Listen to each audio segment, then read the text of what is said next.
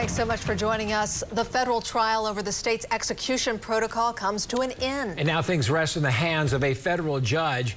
News 9's Storm Jones has been in the courtroom for the entire trial. He is live in downtown OKC now. Storm.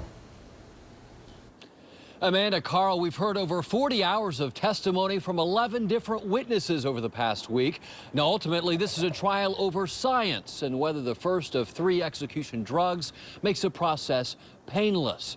Now, today, an attorney for more than 24 death row inmates told the court, quote, if this is allowed to continue, this is a 21st century burning at the stake.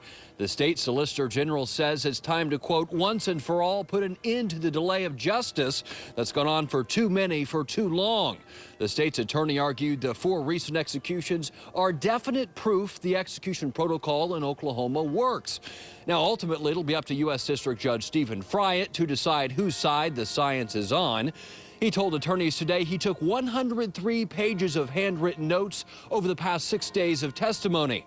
Now, folks always want to know whether there's an indication as to which way the judge is leaning. Judge Friant has denied a handful of motions to stop recent executions from moving forward.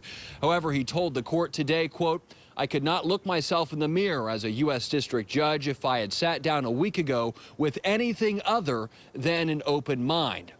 And while we wait for the outcome of this case, there are no current executions scheduled in Oklahoma. However, we expect the Attorney General, should this be decided on the state side, we expect him to request execution dates just as soon as possible.